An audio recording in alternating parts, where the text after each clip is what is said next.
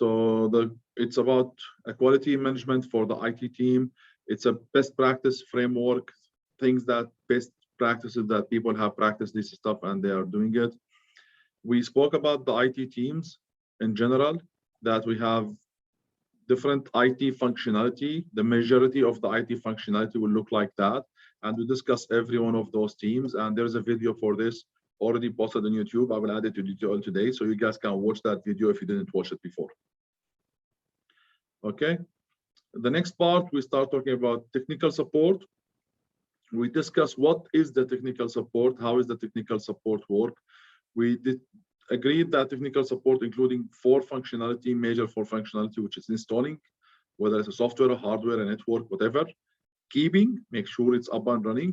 Upgrading, when there is new version upgraded. And then providing, when you have to provide customer support or providing customer support. So it's not only technical support, is not only about supporting. Many people will tell them technical support, he tell you like, oh, that's the help desk job. No, it's the help job of everybody, including everything. You as a server guy, keeping your server up running and upgrading your server is part of the technical support. We spoke about the help desk in general, that is the single point of contact for any customer to call you and ask you about the stuff that he needs or any concerns that he have there. Good. We spoke about what is customer support, that customer support is about providing or allowing customers to benefit from their product and their capability and being able to answer questions and providing them with problem solving. Customers are anybody who's using our services. Good. We spoke about internal help desk and external help desk, and we will discuss this more in the next chapter. We spoke about service desk and help desk. That help desk is usually just to do troubleshooting and fixing problems and fix troubleshooting problem, while service desk is actually providing more services and more functionality like IT troubleshooting and other stuff for that, for customer requests and service requests. We showed you how the ticket goes from the help desk. Help desk will try to solve it. If he cannot solve it, he will send it to the other teams. Good. If the other teams cannot solve it, they will send it to the vendor. Good. We always have to keep, it's much better and it's always recommended that help desk team try to fix as many problems as they can. Why is that recommended? Why do you think this is very important?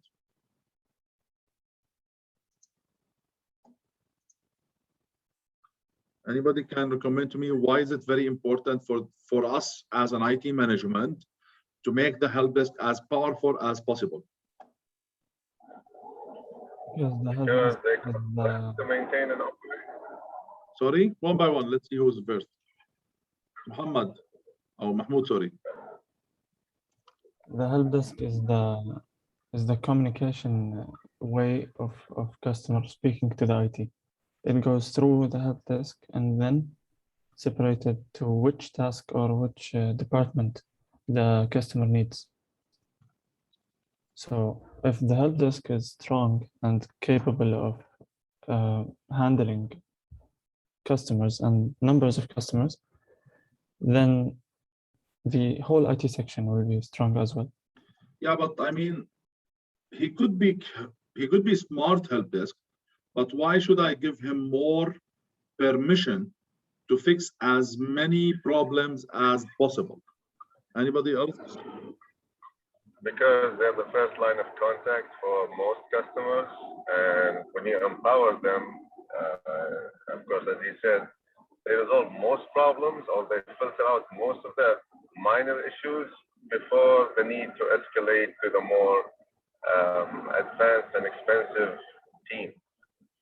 It's about the advanced and expensive team. So that's the trick technically. So it's almost right, but let me explain to you. I don't want the help desk just to fix the simple problem.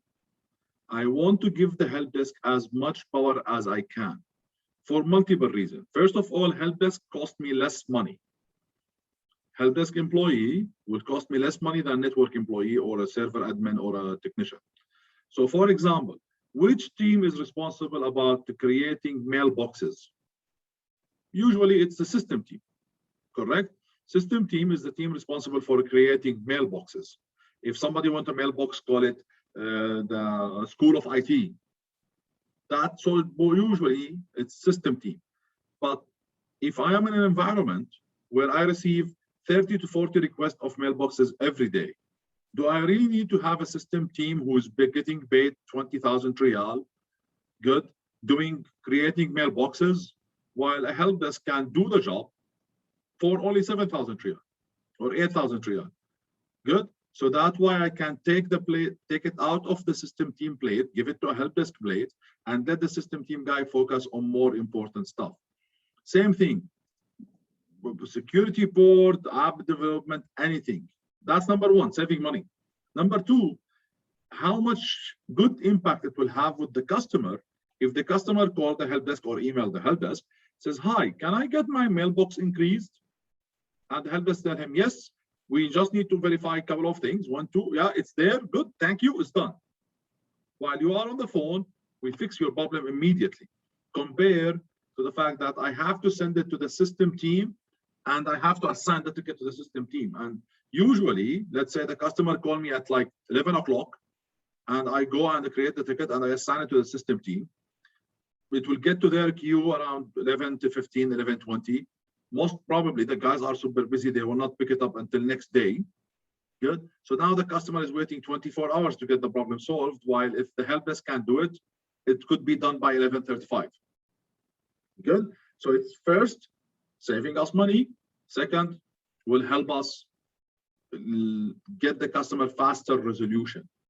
Good. So that's something very, very important. In matter of fact, many management in the Middle East, they tell you, no, I don't want to give him the power. Help desk guys are idiot. I don't want to give them the power.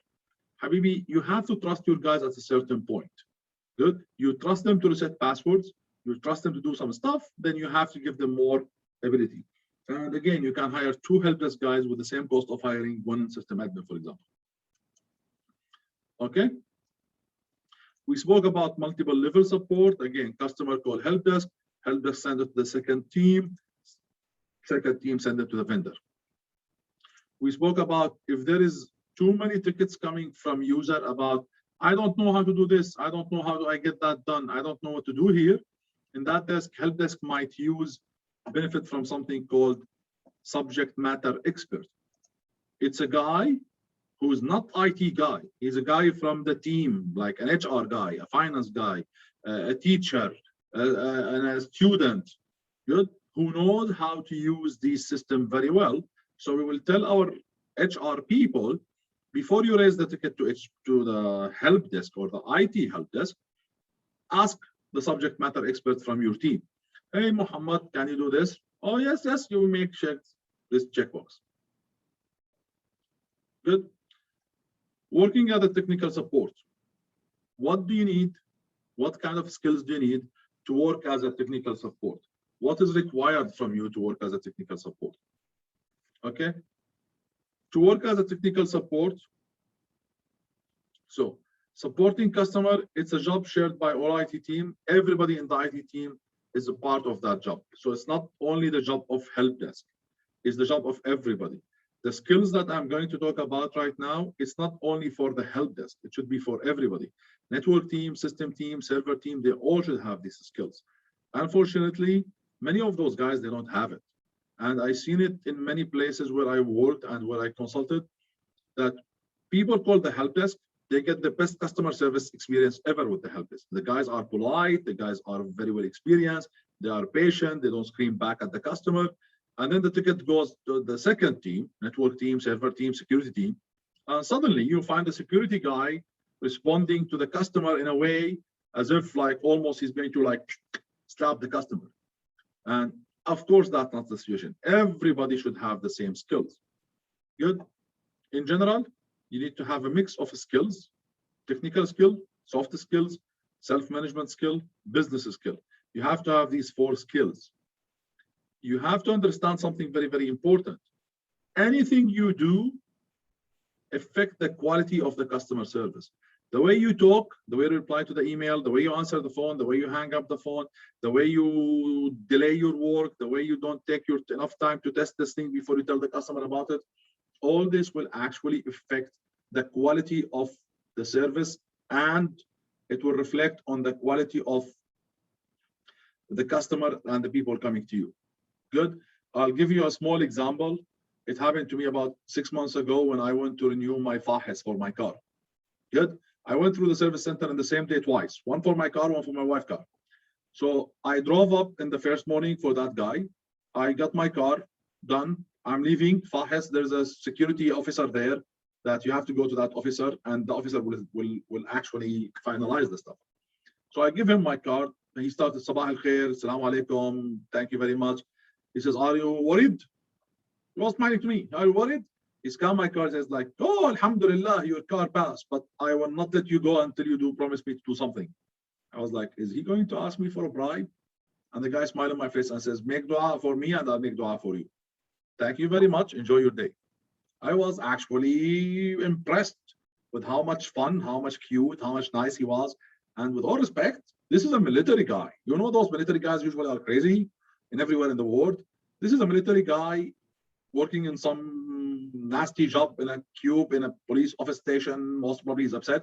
He was very happy and he made me smile, and I was really very happy about it. I went home, dropped my car, pick up my wife's car, come back again, dropped my wife's car. I was leaving. There was another guy. I give him the card. I got my hand off the window, give his card, and he was like expecting me to go all the way to inside the windows instead of him reaching out to me. So, okay. Okay. He says, here you go. And he didn't get his arm all the way to me. Good. He didn't say salam alaikum. He didn't smile. He didn't do anything. I was like, how much difference between those two guys? The way I left feeling between the two guys. And what did it cost them? Nothing, just a smile. So keep that in mind when you actually work with the customer. It will influence the customer. Imagine I am going to a restaurant or a laundry place or a hotel. Imagine the difference between the way those two guys treat me and where will I go next time to fix my car or repair my car. Good. Okay. So what are the 4 skills that we need to know? Technical skills, of course. If you want to work a server guy, you have to know server stuff. If you want to work networking, you have to know networking. You need to know the technical skills for your work. Good. Alhamdulillah, here at the university, we are doing our best to give you as many technical skills as we can. Soft skills. Here is where the problem starts happening. What do you guys think? What kind of soft skills you guys need as a support people?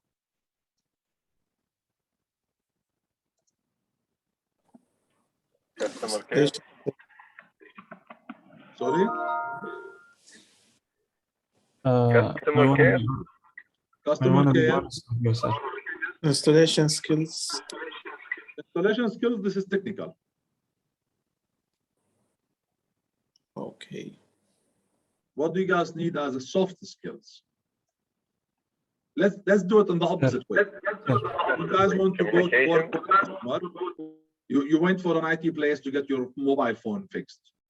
Good. What do you want? What are you expecting from him? I'm not talking about technically. He should be technically know how to fix the stuff. But what other stuff you are expecting from him?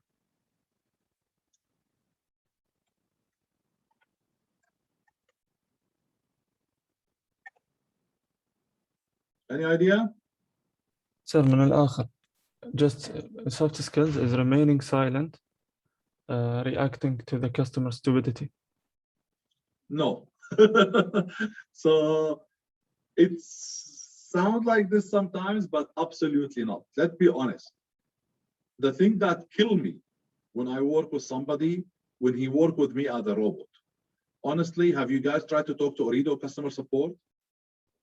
Orido customer support physically destroy me. I hate those guys.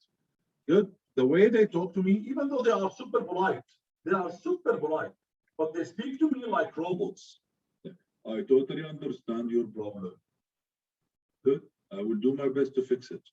Hey, wallahi, you don't even care about my problem. I will try my best to escalate. Habibi, this is my 5th time I'm calling. I'm trying my best to escalate. Good.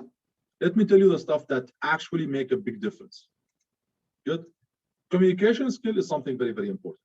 You need to be able to talk to people. You need to be able to write to people.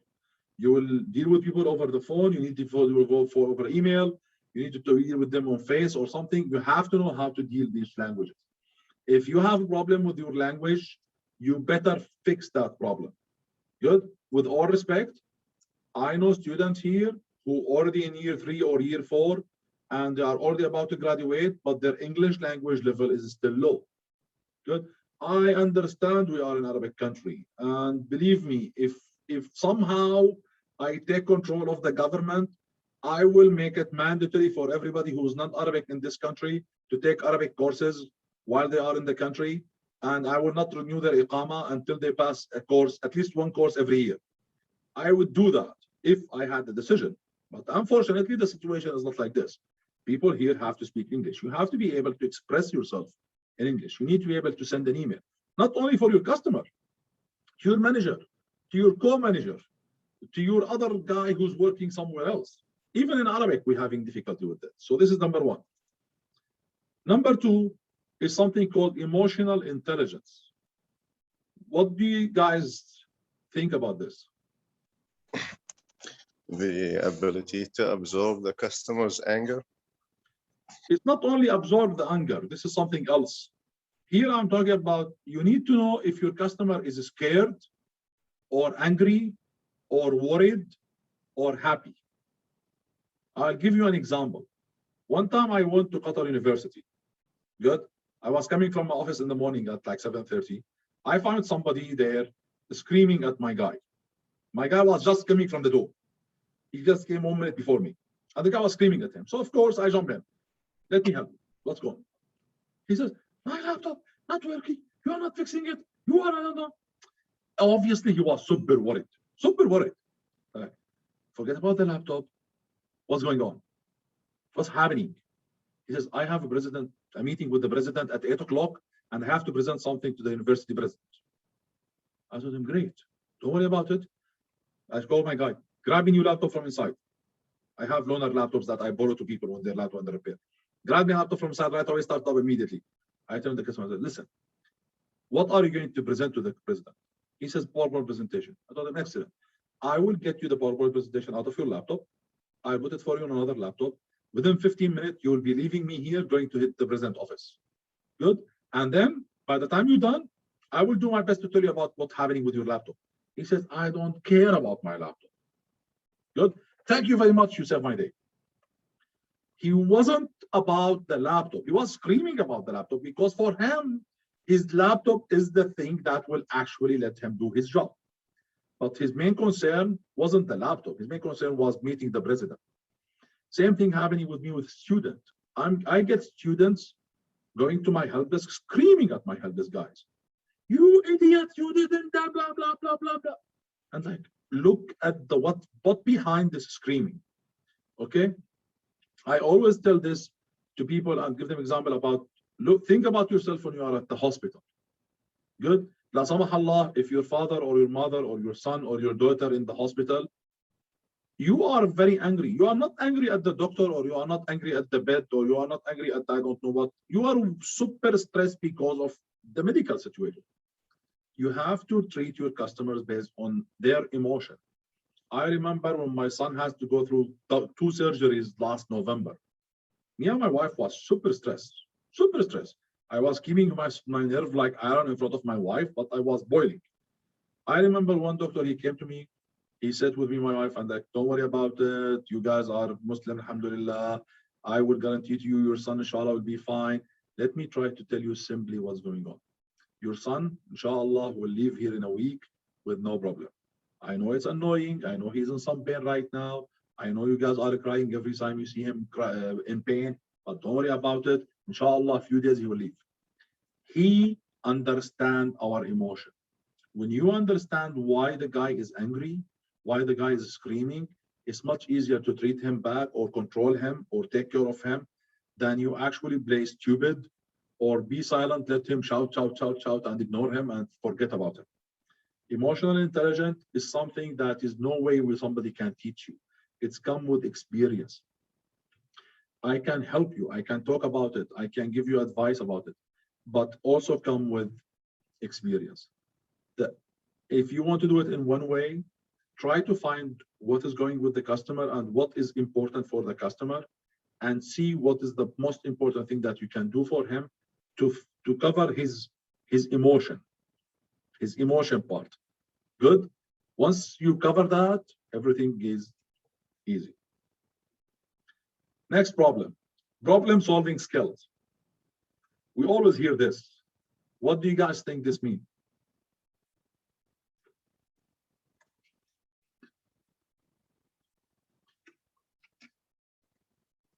What do you guys think problem solving skills mean?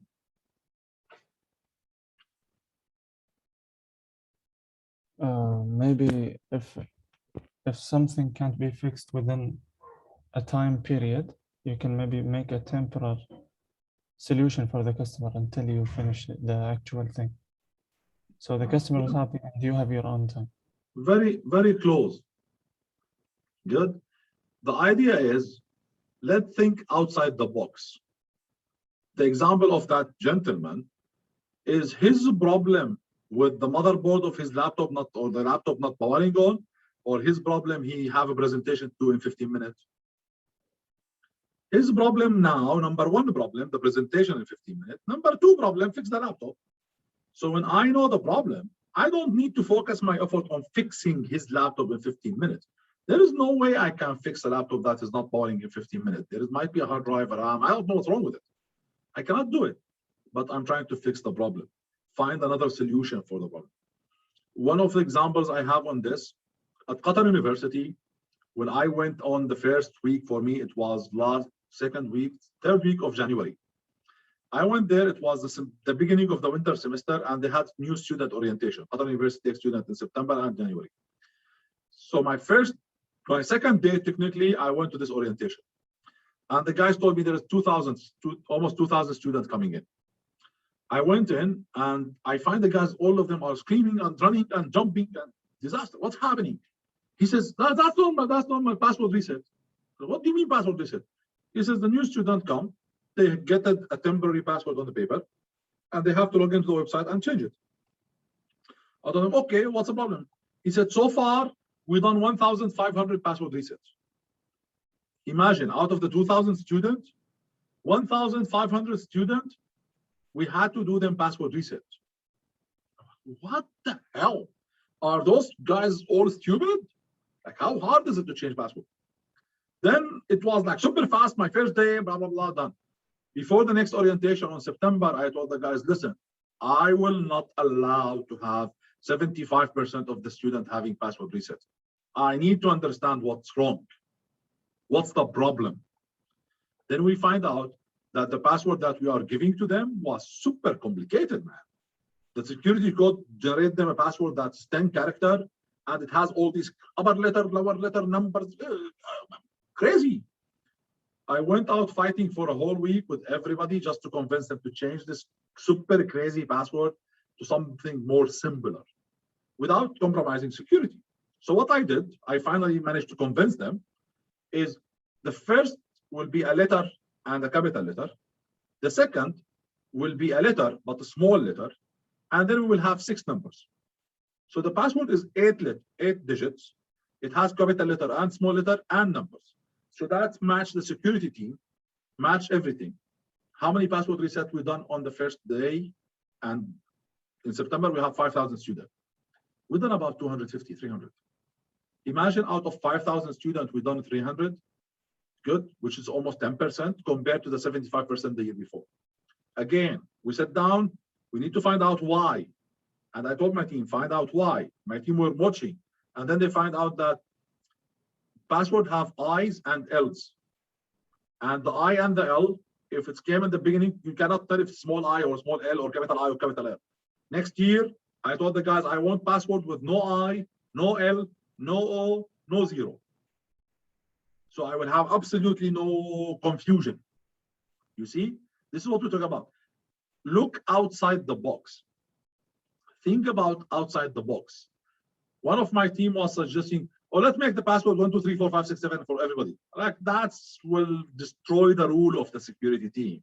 That's disaster. Keep the rule, but try to think outside the box. Good. What is the next one? You have to be excellent on follow-up. Let me tell you this. If you get your car to the mechanic and he tells you it will be ready by Monday, and if he doesn't call you by Monday, what's happening to you? You will get mad. You will get upset. Like, dude, why didn't you call me? Good. What is the worst thing that happened more than this?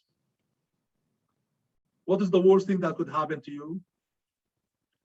That he called you on Monday and he tell you, oh, sorry, I'm sorry, sir, but the part didn't come. Like, Habibi, when did you know about this? Wallahi, they told me on Wednesday when you brought the car. So you know that the part is not here for 6 days and you didn't call me? That will destroy me. Most of the fight I get with the customers, because my team do stupid things like this. They tell the customer, inshallah, tomorrow. They go out, they sit on the laptop for 5 minutes, and like, no way it can be done tomorrow. There's motherboard damage. Motherboard damage will have to get a part, will take us 5 days to replace it. So they don't call the customer. They wait until the customer come next day, and he come from his office or from home to pick it up, and like, oh, thank you for coming. His motherboard is bad. Wallahi, if I were the customer, I will kill somebody. Then again, I want to my team, don't be stupid. Follow up with the customer. If you told the customer this thing will be ready on Monday, and you know that it cannot be ready, as soon as you realize that it might not be ready, email the customer. Tell him, dear Mr. Customer, I'm working on your laptop. Unfortunately, it looks like it's the motherboard. So I'm going to follow up with the vendor very importantly for you. And I will do my best to update you as soon as I can, but it might take more than Monday to do it. Even though I don't have fact, shoot him that quick email. You don't believe it, how much happy the customer will be because of this. How much amazingly the customer will feel because of a small message like this will make a huge difference. Follow up with the customer is something very, very important. Don't ignore the customer. Very important. Great listener. Good.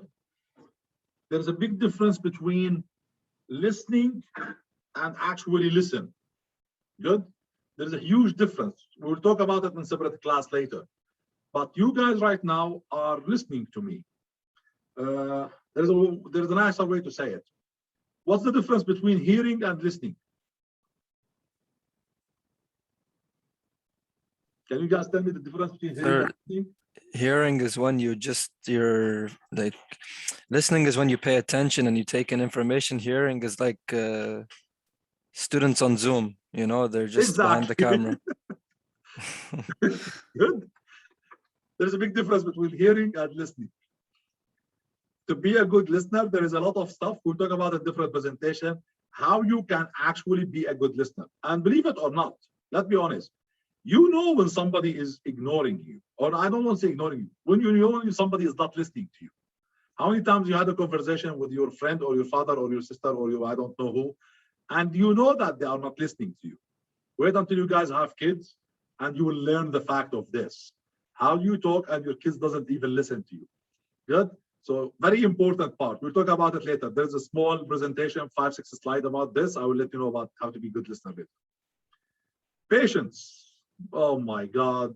As an IT guy, you have to have the patience of Sayyidina Ayyub. You have to be super patient. You don't know how many times I was like, can I kill this customer? Should I shoot him? Good. There is a funny thing that we have, me and my friend, I learned it from one guy in BlackBerry, and we kept using it at Qatar University. As soon as I finished with the phone with the customer that really want to, like, you know, the feeling. Of course, I'm super proud to the customer. As soon as I hang the phone, look around, make sure no customer is watching, and I just shoot myself. Good. And everybody in the team will be laughing like how bad it was Hassan shooting himself. Good. And we just let it go. Good. You have to be patient with customer. Remember, he is not screaming at you. He is screaming at the thing that is not working. But you represent that thing. Good. You represent that idea. Okay. The last one, which is very critical skill, and in my opinion, if you cannot do it, you shouldn't work in IT. Good teaching. You have to be excellent teacher. You have to be amazing teacher. If you cannot teach, then you cannot work in IT. Somebody tell me, Hassan, listen, I want to sit down behind my server, start writing stupid script in Linux that I don't know how to do, and I don't want to teach anybody. I don't want to deal with anybody. No, you have to teach. Believe it or not, even if your job doesn't include talking to human, you never talk to the customer. You have to teach your manager. You have to teach your manager. You have to teach your minister or prime minister, or maybe if you are lucky, you have to teach even the king of the country or the emir of the country. Why? Why do I have to teach them? Do you think your manager knows everything you know? Do you think his manager knows everything you know? Do you think the president of Qatar University, he's a professor, he's a very genius professor. Do you think he knows about IT? No, he's a guy coming from, like, I think was a research and engineering research. He has nothing to know about IT.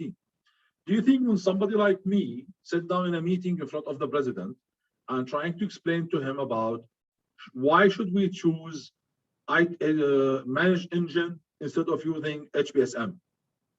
Or why should we choose Unix instead of Windows Server? Do you think he knows the difference? No. He has to make the decision.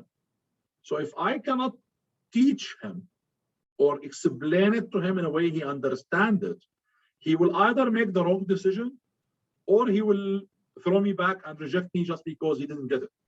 If I go to the president and I tell him, Wallahi, we'll buy 6cc cylinder car or 8cc cylinder car, we buy 8cc. And you're like, what do you mean by 8cc, 6cc, Habibi? Good. So you have to be able to teach. This is something very, very important.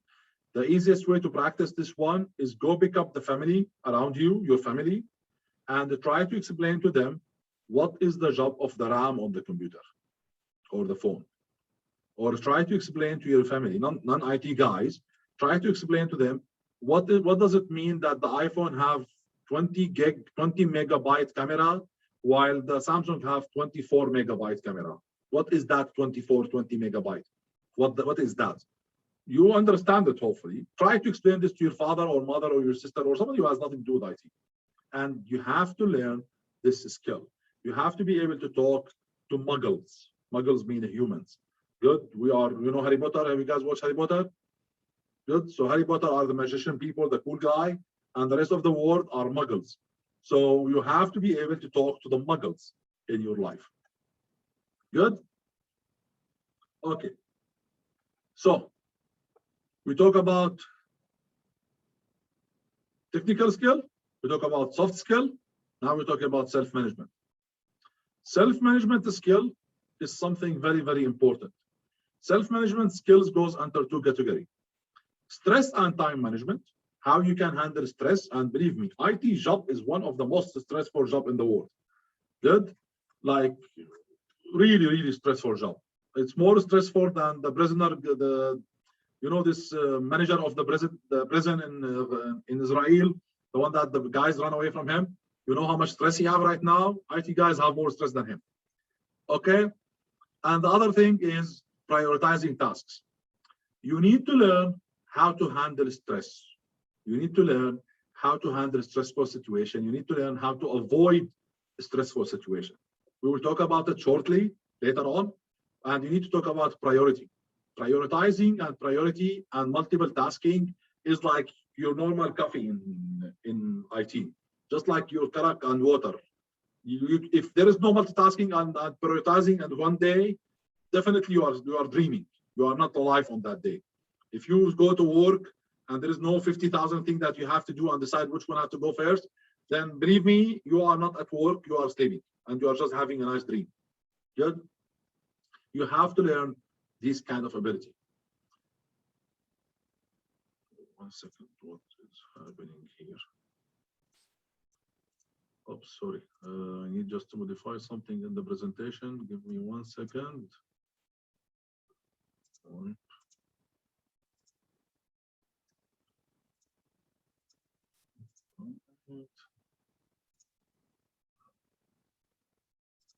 click.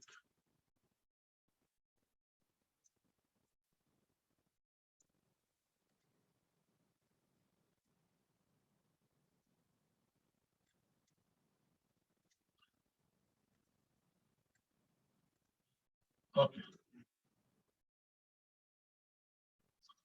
So now this is one of the questions that I always ask in the job interview. Let's see how good you guys are.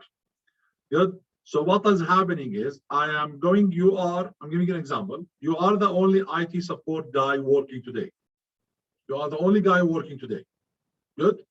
And you are sitting in your office and there's 4 tasks that you have to do. The following 4 tasks. Okay. I want you to think about those 4 tasks. Oops, sorry. I will list them to you now.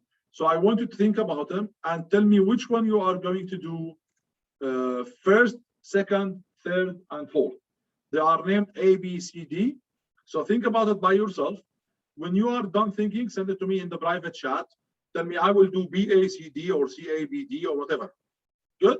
And then we'll talk about it. I will give you guys a few minutes to think about it. We'll talk about it. Here's the 4 tasks. Task number 1, you are sitting in the office and you have an appointment with somebody after 10 minutes. That guy called you like 2-3 days ago, says, can you come help me teach me about how to use this tool? And that's fine. Your manager is okay with it. You gave him an appointment. Okay, inshallah, Thursday at 10 o'clock, I'll come to you. So the appointment is in 10 minutes. Someone just walked into the office. He opened the door of the reception area and he's smiling, looking at your face and smiling. So obviously, he wants something. The third one is the finance team send an email saying that the whole team in the finance team is unable to access the accounting application. So nobody in the accounting team are able to access the accounting application to do payment and bills and invoices.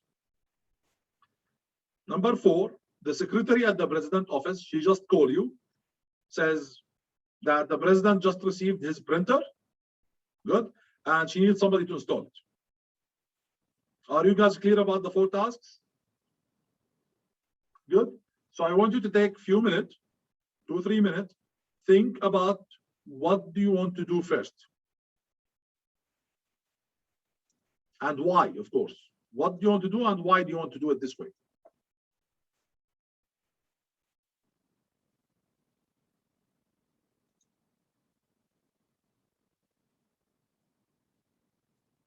Just do the recording.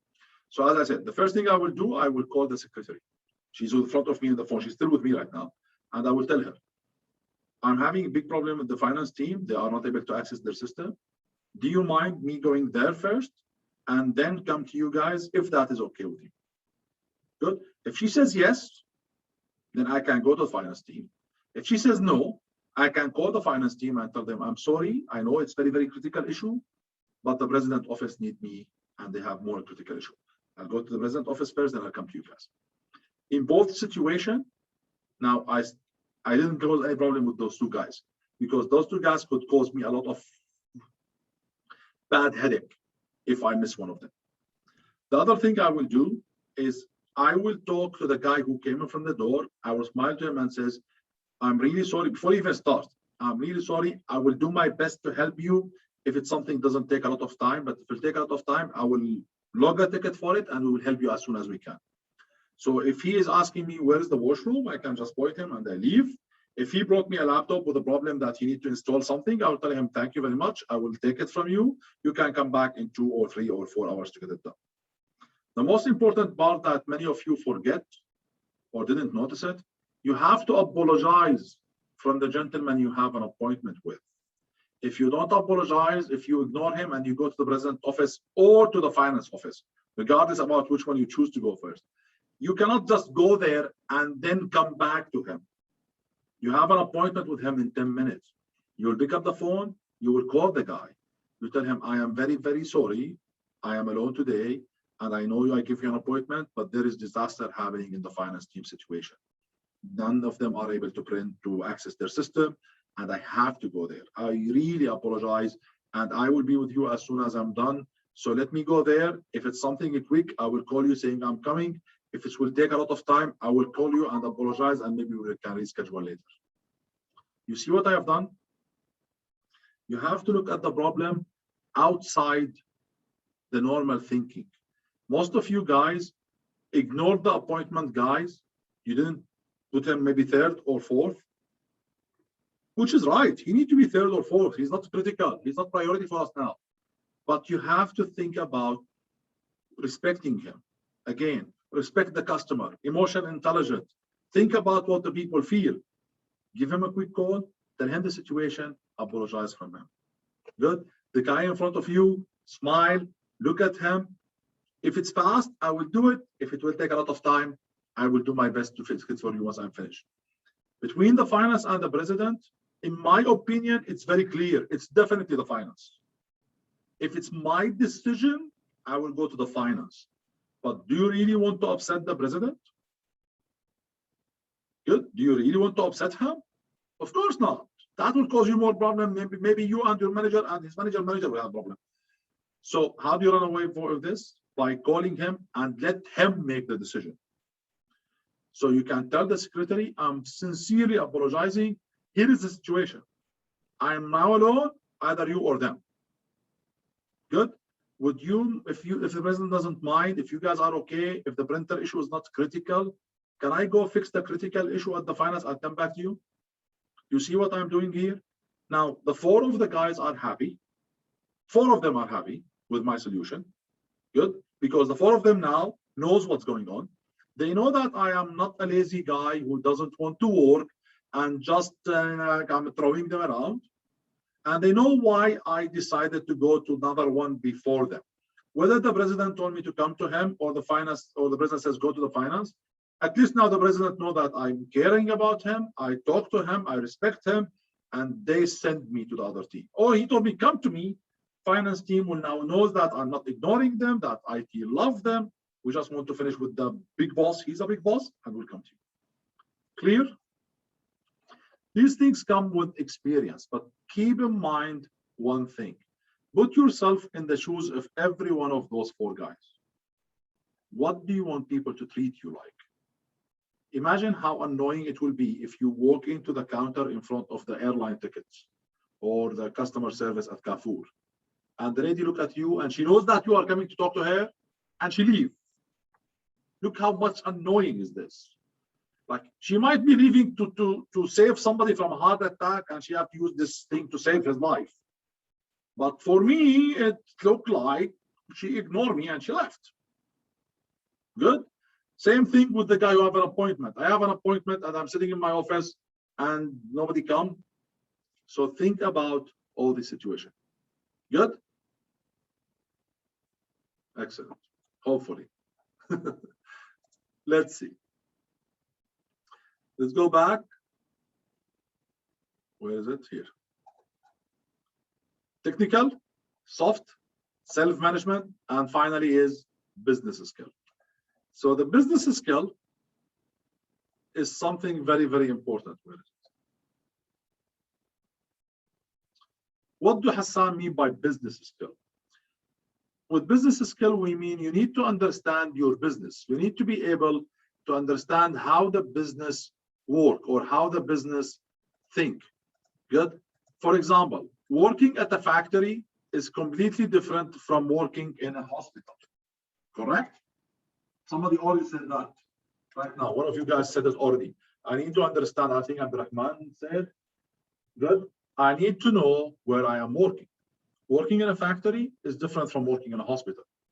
If you are in a hospital and they call you, says there's something in the operation room, you have to be running, not even running. If you can fly there, you have to fly there.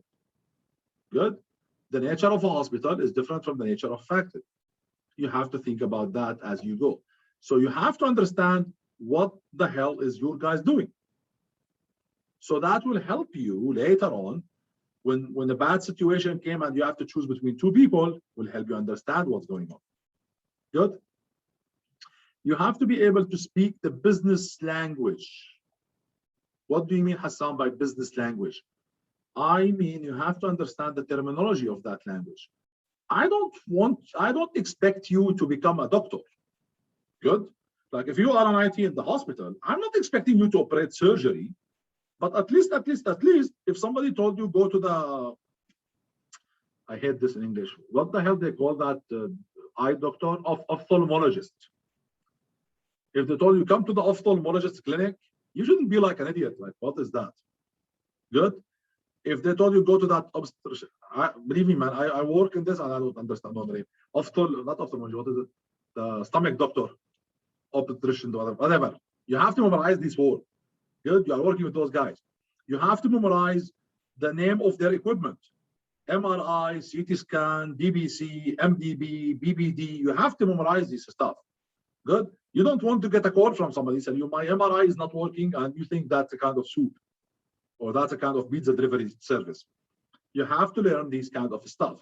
And that's why many companies in the world, if you go outside the Middle East or the big organization, they will tell you we need an IT guy with a field working for oil companies. I'm like, why? Come on, the IT guy is an IT guy. Windows Server is Windows Server, whether it's an IT company or an oil company or a hospital or a university. It's a Windows Server. Yes, it's a Windows Server, but it makes much different when you know the environment compared to somebody who doesn't know the environment. It will not prevent you from doing a good job. You can still do it, but it will take you time to adapt to it. Good. You need to have a specific skill unique to the industry. Good. Sometimes there is some stuff that you have to learn about this industry. For example, if you are in a bank, you have to have some banking experience. You have to learn a little bit about the banking experience, as I was saying before, about the finance experience, what kind of software they are using. I know one of my friends was doing support for an accounting firm in Canada. He went out and he took a course in a software called SAP. That software is a software that's used by the accounting companies in America. So he went and took a course about how to use the accounting application. I told him, what the hell? He says, I need to know about it. Other than installing and installing, people come to me and says, I'm unable to print the invoice. And I look at the screen and I don't even know where's the print button. Good. How am I supposed to know if he's fixed his printer problem if I don't know where's the print button in his application? Which makes sense. Good. Again, some extra expectations, some extra knowledge. All these guys goes around what? The same idea. You need to understand your business environment. Good? Clear? So, what do the company want from you? If you guys are graduating, or those of you who are working, you can prove with me or tell me or no, they need somebody with both positive can-do attitude. In the job interview, I look for the guy who can actually show me that he can get job done, who's really enjoy helping people, not just faking in front of me. I can catch him. Believe me, after 2 minutes of talking to somebody, I can catch him if he really enjoy working with people or not. So I hate people, Hassan. Wallahi, I hate everybody. I wish I can go sit down and work alone. Okay, I mean, you might be in the wrong business. Go find something else to study. Good. No, you have to learn how to talk with people. I know sometimes it's annoying, but go work, go move, go sit down people. You will have to learn that skill. Solving problems, as we spoke about it, obviously. Enjoy working with people, of course. Can be part of a team. All this stuff is what actually make me decide who to hire. To be honest with you, the technical skills are like way below. Way below. I don't care about technical skills. Why? Because I actually can teach you technical skills, but I cannot teach you to be active, to be motivated, to be jumping, rumping, moving, doing stuff. One example I had at Qatar University, we had an employee working in a different department, good, under IT, but different department. His job was to maintain the ID card system and the ID card reader. Good. So he had no IT skills. He only knows one system. But I know the guy. I know how he talked to me because I am his customer. Sometimes he come to me with questions. I know how he talked to me. I know how he deal with me. We had the open position open and they didn't allow us to hire somebody from outside. So I went out and I asked him to come work with me. And the guy looked at me and says, Hassan, I don't know how to fix computers. You know, I don't know them. I never installed Windows on the machine. I told him, I don't care. I can teach you that. Good. But the way you treat people is amazing. Amazing. That guy now has been on the front counter in Qatar University for almost 2.5 years or 3 years now, working as a front counter. Good. I never had a complaint from a customer about him. He is not the best technical guy in my team. Good. Like many cases, he doesn't know how to fix stuff, but I have deep technical guys. He talks to the customer, he smiles in their face. People love him, he loves people, he enjoys working with them. And we teach him technical stuff. As he go, he learn. And I don't care about that. I don't want somebody who knows technical stuff and fight with my customers. You got the point?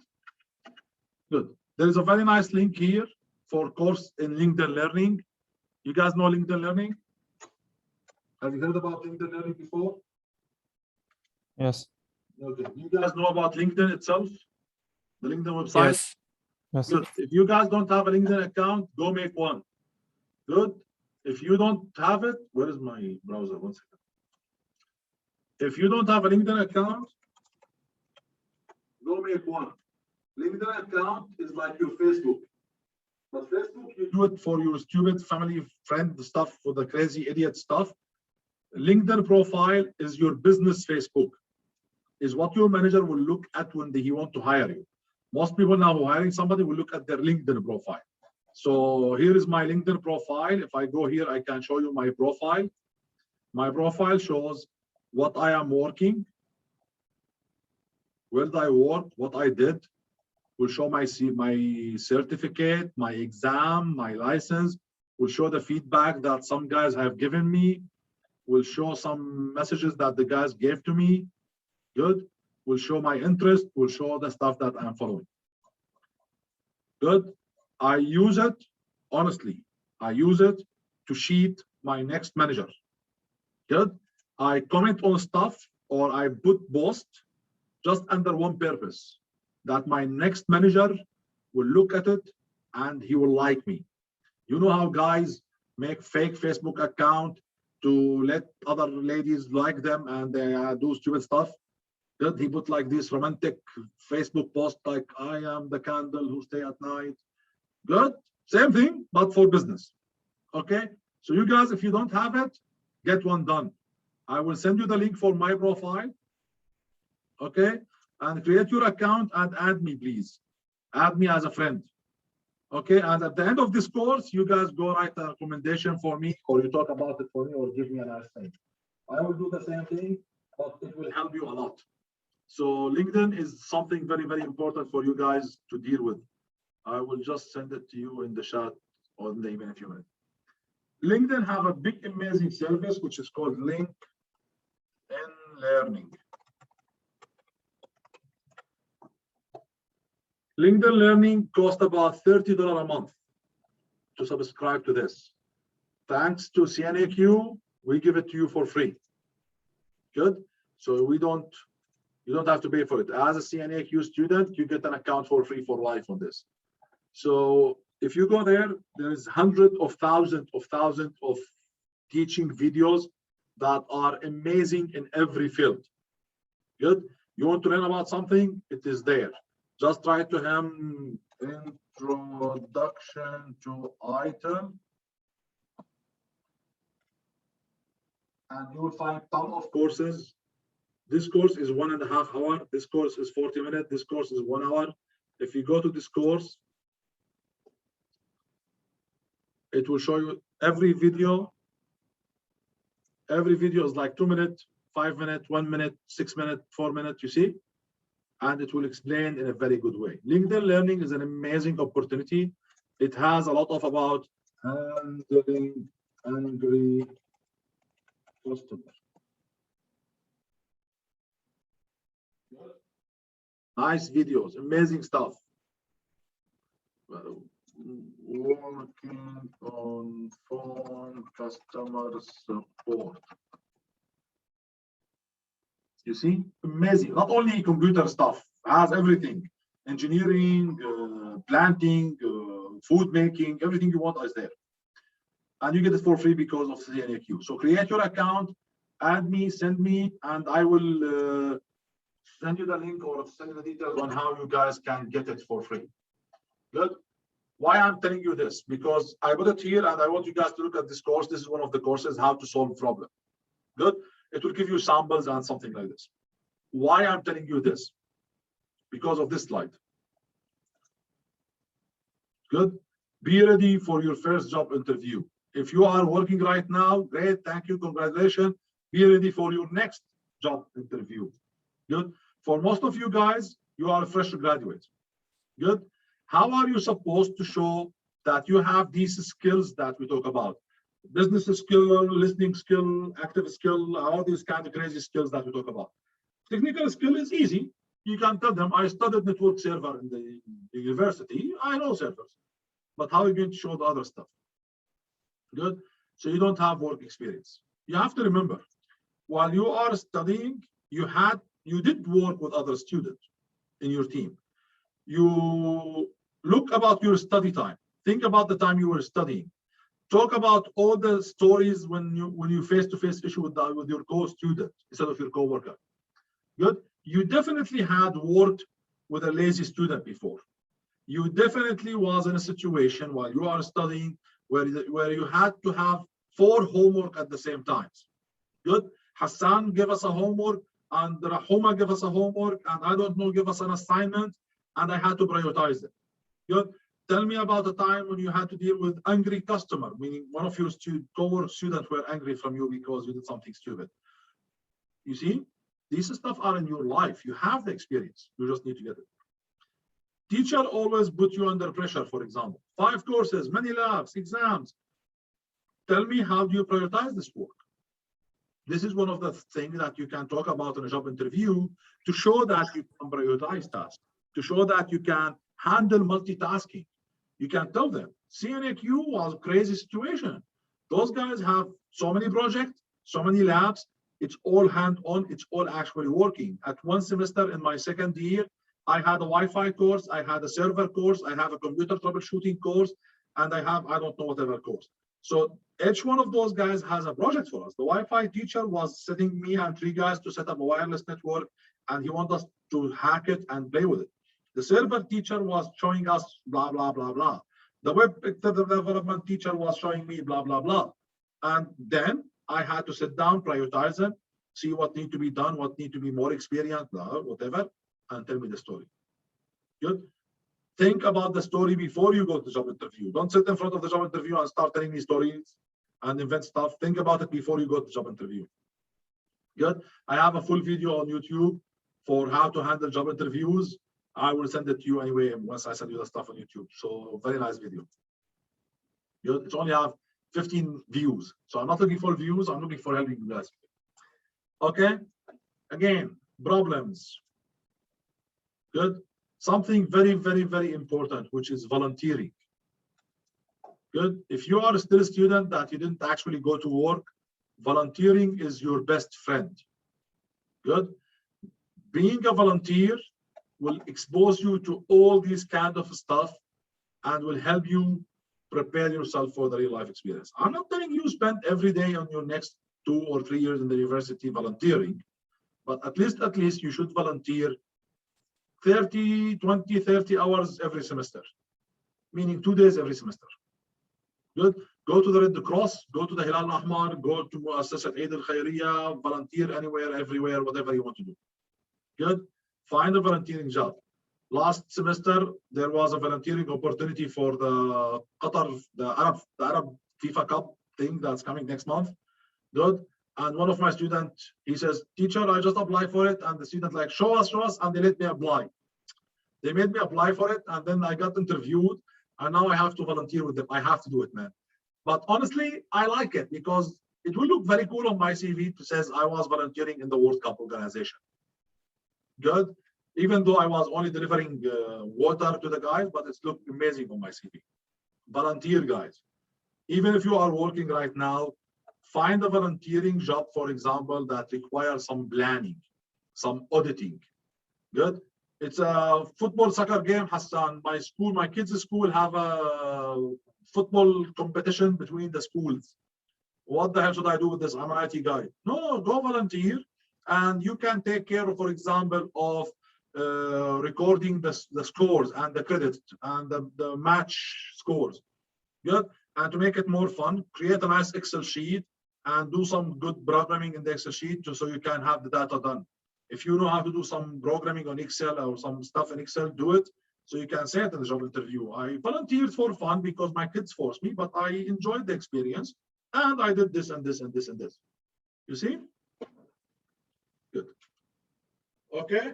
I will give you a homework and we'll take like 5-minute break and then we'll come back. Homework. Good. Yes, I have homework in this class. You need to go online and search me for IT help desk positions. If you don't want IT help desk, that's fine. You can search for network engineer, software engineer, system administrator, anything. Preferably in Qatar, if you can find anything in Qatar. And you need to find me at least 3 different positions from the same job. So you want network engineer, find me 3 different positions for network engineer. You want system administrator, 3 different positions for system administrator. Good. So find the 3 of them, give me the 3 links.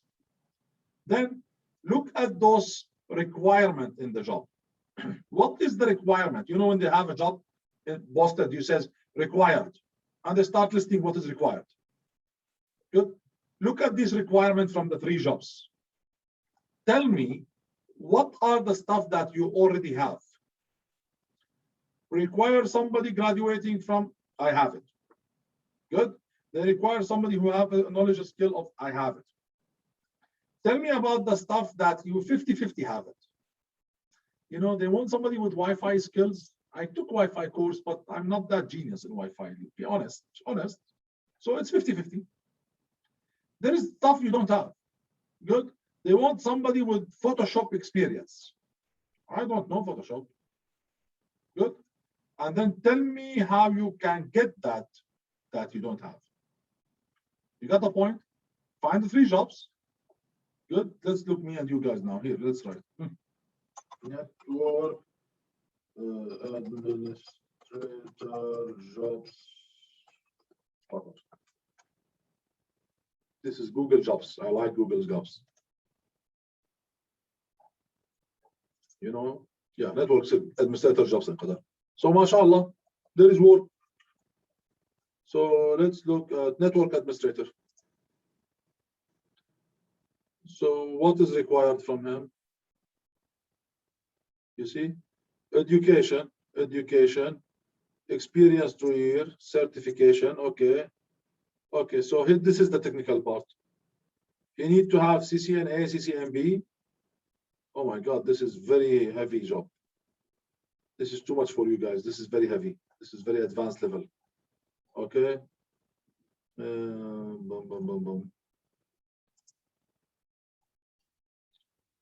Okay, this is easy. Experience with both networking and engineering. Okay, this is supposedly you guys have experience. You studied these courses with us. Good. And you look at it. The idea behind it is just to show you guys, as you are a student, show you what is real life look like. So you will have a chance to improve yourself before the day of looking for a job. Okay, let's take a 5-minute break and then inshallah we'll come back to see what we can do. Okay.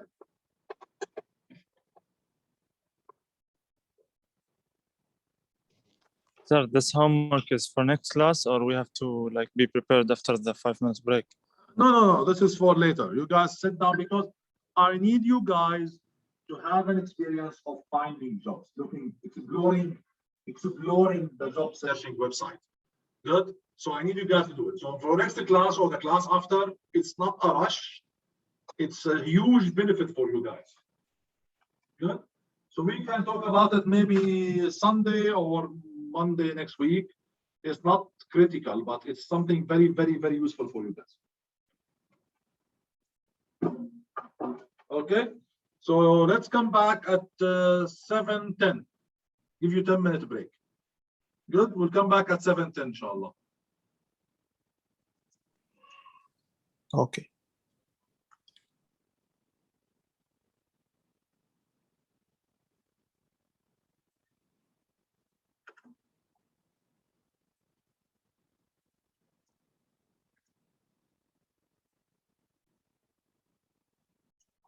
The next slide we spoke about already, so it should be simple, straightforward. Good. A successful IT team can have three parts: people, process, good, and technology. The IT service management, technically, it's about the process, about the green circle. The whole course here focus about the green circle. Okay. Technology is the softwares and the applications and the server that will help me in the IT team, and of course the people. Okay. We spoke about the people. We know the people. You need to train your guys. You need to be careful about your guys. We know that. We have something called SOP, good, or process. The term SOP, standard operational procedure. The procedure or the process, it's a describe how the specific task can be done. It's a way to decide or to tell how a specific job can actually be done. Good. So for example, you will have a SOP specifically for how to issue laptops for customers. Good.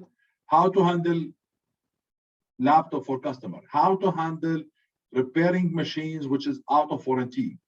How do you handle the request of a student who wants to shift the class from section 1 to section 2? How do you handle this kind of work? So this is what we call it SOP. It's not only for the IT. This is something that all the department and everybody will actually use. So it's not an IT specific job. Everybody can use that. Again, what is the SOP? Standard operational procedure.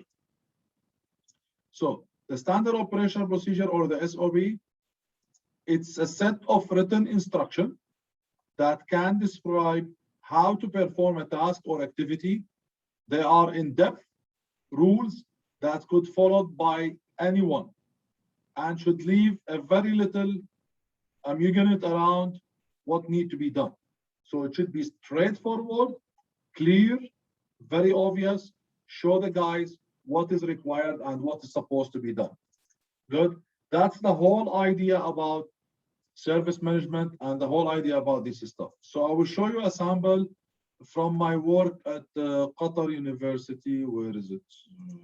QU.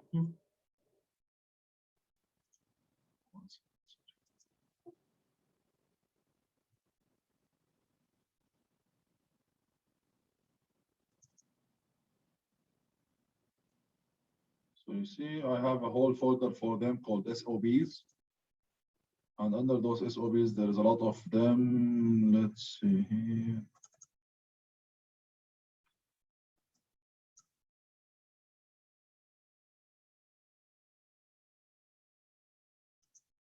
I'm trying to find you one that is easy to explain. So here is an SOB.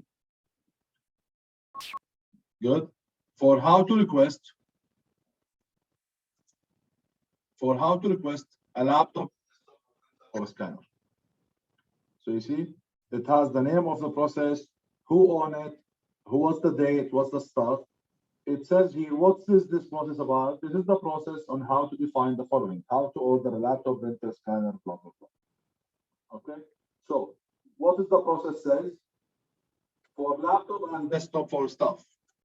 QU staff and faculty are entitled for one computer, laptop or desktop per employee. This is to be provided by IT for each employee. A new employee, what's the rule? Upgrade the current computer. So somebody who already have a computer, what is the rule? Good. User who believe they need a newer computer can send the request. Good. Special cases. What happens when somebody need two computers and he have a valid reason? Good. He have a valid reason to ask for two computers. Okay. Laptop and desktop for part-time. How do we handle part-time employee? Laptop for labs, teams, project, research. You know, teachers want a laptop because that laptop will be connected to a laser machine. Good. Custody and equipment. Who's going to have the sponsorship of that custody? Who's responsible for that? What happened when that guy wants to leave? Computer screen request. Blah, blah, blah, blah, blah, blah, blah. So now, imagine you come work with me at Qatar University.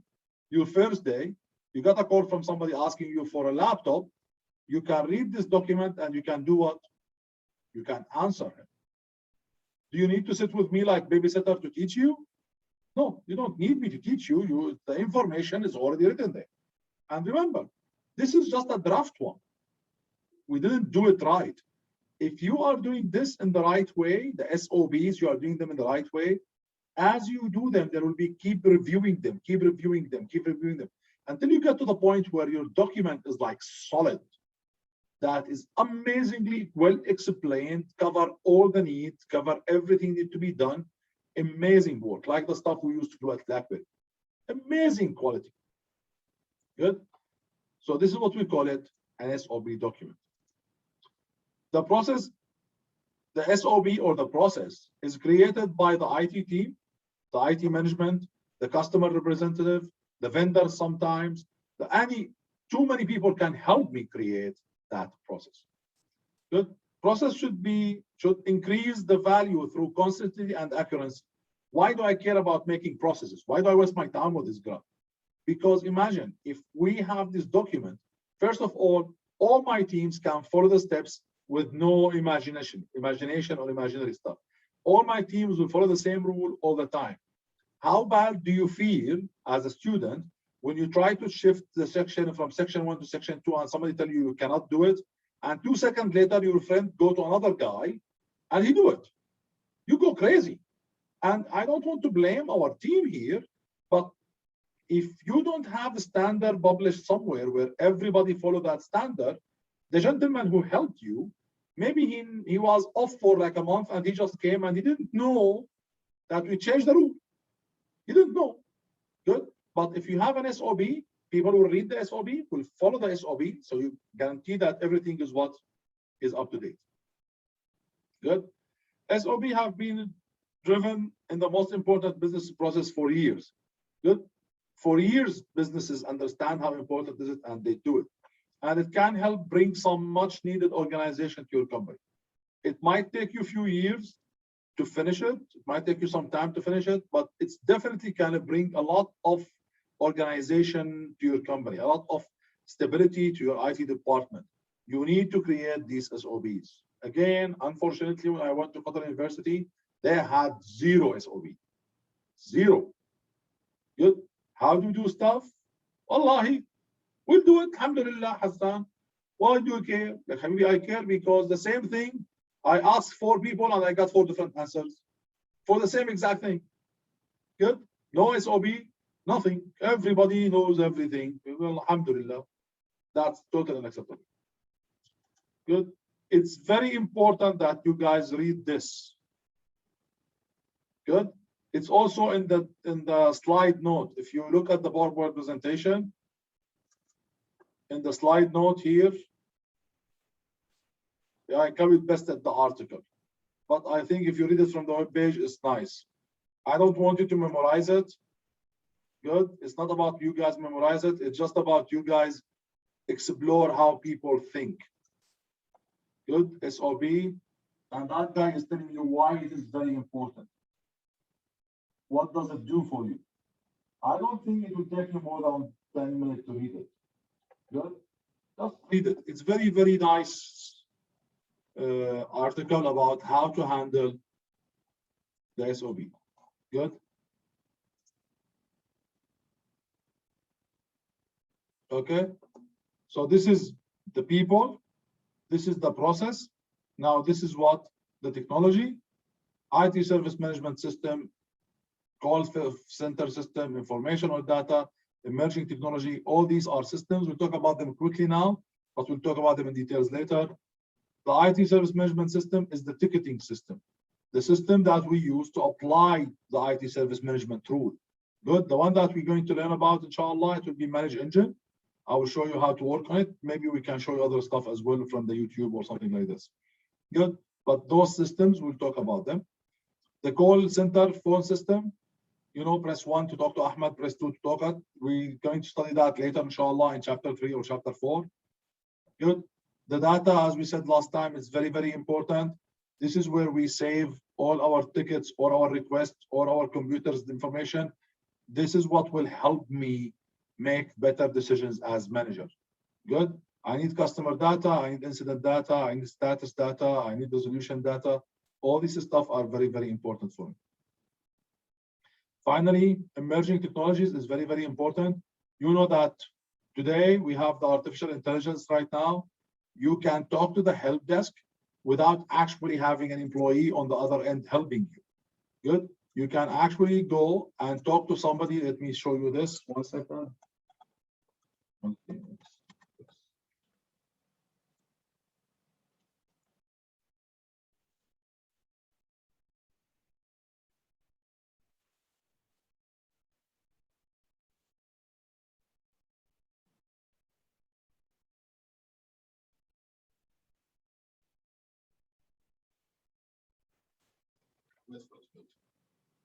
Okay, so the AI now is very important part that can help you. There is web service portal, there is all this kind of stuff, there is a process automation where things get done by itself. All these new technology are very, very important part of having a successful IT support.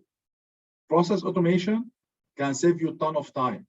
Imagine how much work we do as an IT team when somebody joined the company.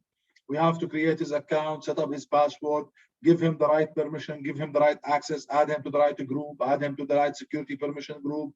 Too much headache. Imagine if we can automate this.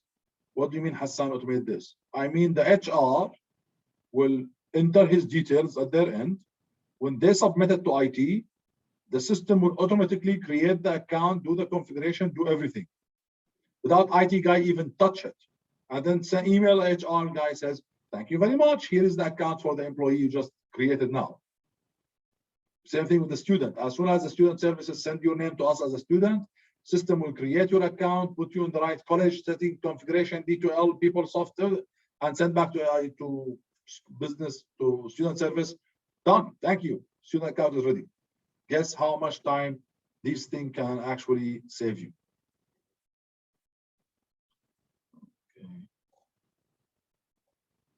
Okay. Here. I'm still trying to get you that robot from AliExpress to show you the robot.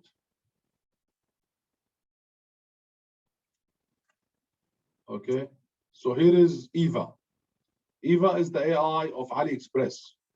So what do you want to do?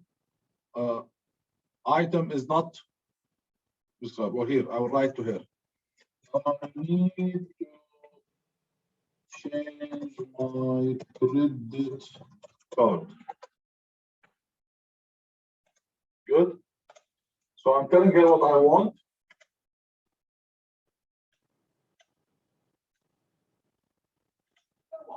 Don't do this to me. I have a classroom. I cannot come back later. The student will sleep if I wait for you. So she will actually talk to me, and she will actually, you see, something wrong. She will tell me what to do. And she'll tell me, okay, click here, click that, and she will try to solve my problem without actually somebody being physically there talking to me. Good? Until to get to the point where I drive her crazy enough, she doesn't know what to do with me. Then this is when she do what? Transfer me to an agent. So now all this stupid behavior that customer do and waste of my time, I don't need to do them anyway. The robot will take care of me. So this is what we call it emerging technologies. Okay, so these are all the technologies that we spoke about: people, process, and technology. These are the IT components.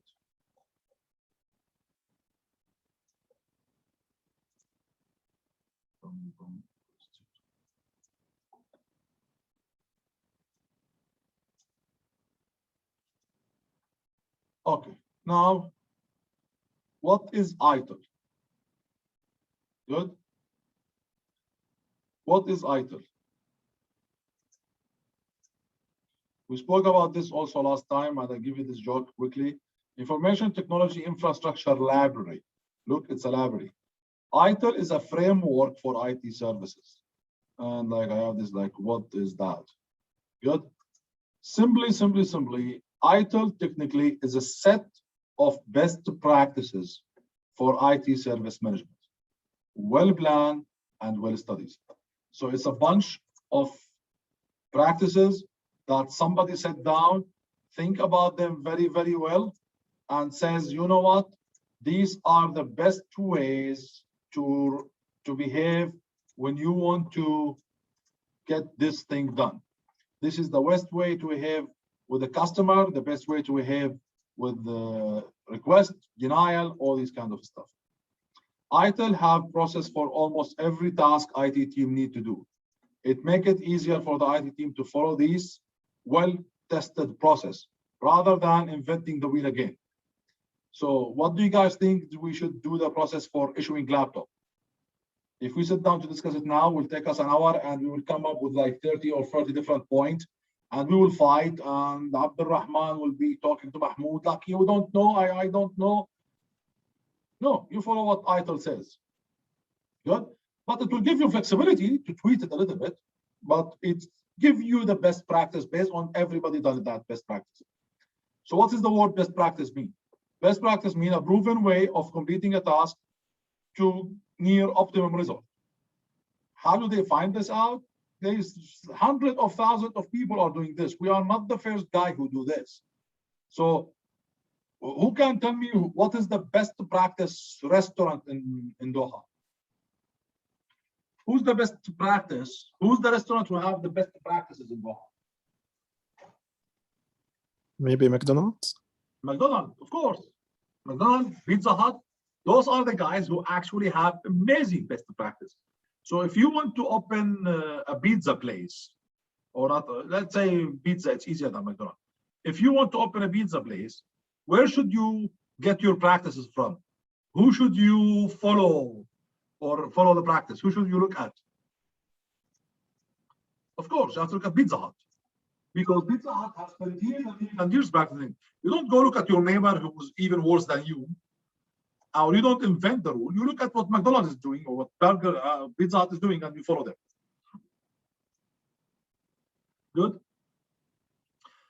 IT service management is discipline for managing IT service. Discipline means like rule, tarbiyah, something to teach you how to behave as an IT service manager. That focus on the quality of the service.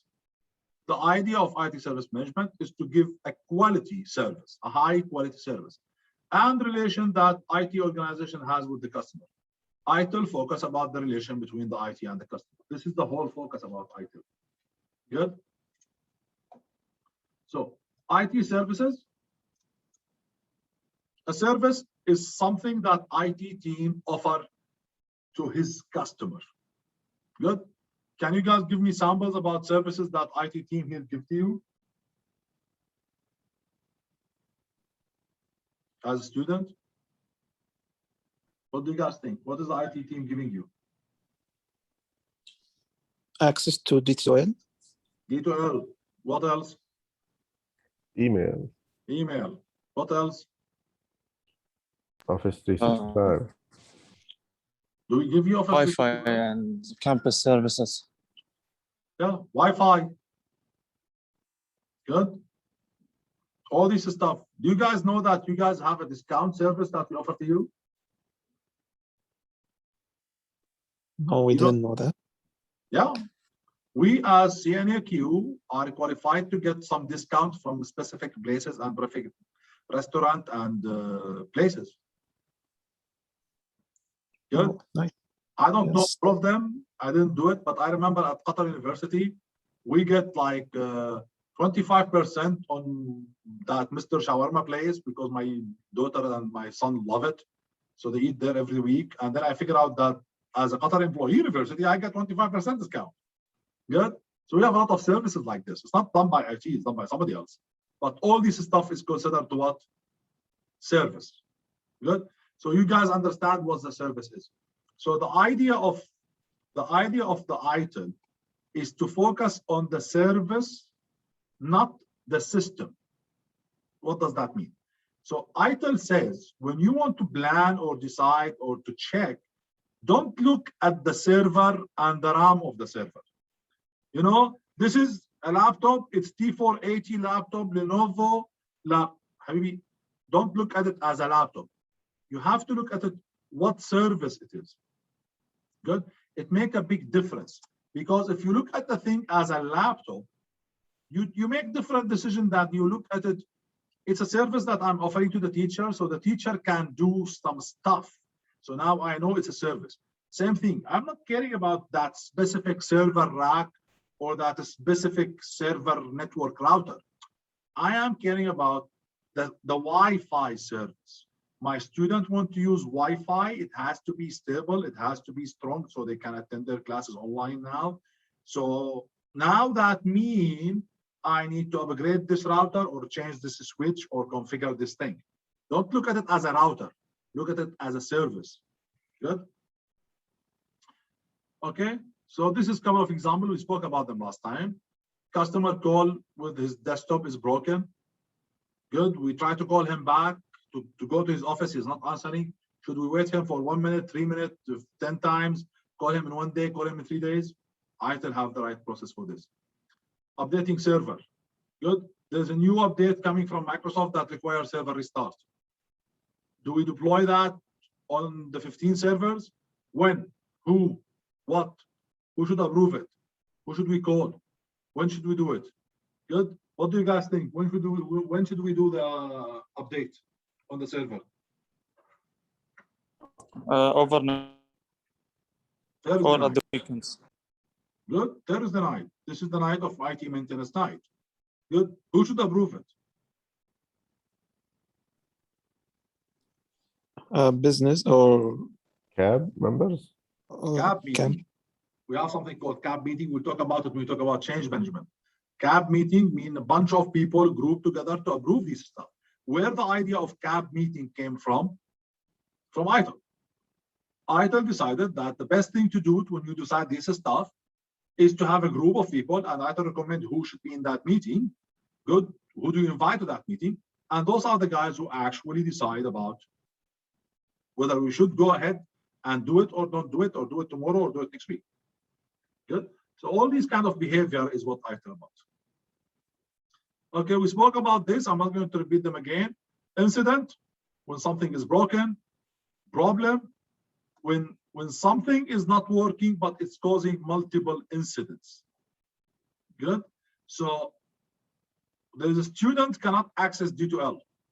It's an incident. There is another student cannot access it. Incident. Now there is 5 students, 6 students, 10 students, 15 students. Oh my God, that's a problem. There is something wrong with D2L. It's allowing some, but not allowing the others. Good. So that's what the difference between incident and problem. Service request, when somebody wants something. Good. When somebody wants something, this is what we call it, service request. Knowledge base, as I spoke last time, is the way for us to share information. Good. The way of us as a team, IT team, to write what's happened with us, what is the details, what's going on. We call it knowledge base. We'll talk about it later. We will work on that at a later time. Okay, let me see this. Yeah, this is just a short history about IT service management. Okay, so IT service management was developed because people are depending on IT more and more. Every day they are depending on IT. It's become a critical business tool. IT service management is important for the business. It's a critical tool. Business had determined how to measure the efficiency and the effectiveness of their IT department. The business, whether it's a university or a hospital or a hotel, they need to understand what the money that they're spending on IT and what is it giving them back. Good. Equality models and business intelligence for business people, from business point of view, they rely 100% on IT stuff. Good. A good sales company can measure their sales team performance depending on IT. Good. They can measure their customers' need depending on IT. They can measure their impact on the community depending on the IT team monitoring their what do you call it, Facebook and social media, blah, blah, blah thing. They can monitor, they can see how much the impact of the advertisement they are doing by IT team. IT team then run them reports. Those reports says, when you play this TV advertisement during Ramadan, your sales increased by 5%. Good? All this kind of stuff. You need a formalized framework and a standard emerge. This is why IT service management start actually exist. People find out it's too much for every IT team across the world to figure it out by themselves.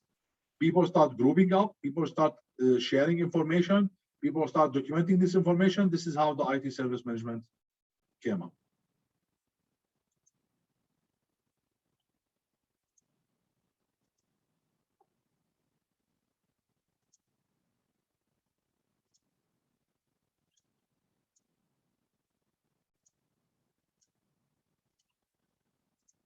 Okay, so it is based on ITSM focus on the process-led approach. So IT service management focus on process, good, toward the management with emphasize on the service rather than the system. We just spoke about this. Okay, ITSM or ITIL, almost the same, focus on improving IT delivery to support business. Both IT service management and ITL, their main focus all is giving better services so business can benefit from that. If IT team can give the sales team very amazing reports about how the sales movement is happening, how the advertisement, how the promotion, how the discount is working, sales team can make better decisions. If the IT team can give the doctors better reports about what's happening with COVID and what's going on and where is the infection coming from and where is, they can make better decisions whether to close or open, whether let us go to the restaurant or close the restaurant. Good. ITSM focus on continuous improvement. You have to keep improving stuff every day. Good. Technically, it's bunch of document that IT organizational function and process. There's a lot of documented functions and process. How to issue a laptop, how to issue a desktop, how to do this. It's about measure performance output in terms of quality. Good. Again, IT service management will help you measure the performance. Is my team as an IT team performing better or worse? Is my team are having better results because of the changes that I made, or it's getting worse? Okay. Bring value to business, of course. IT service management at the end will make IT better, which bring better value to the business.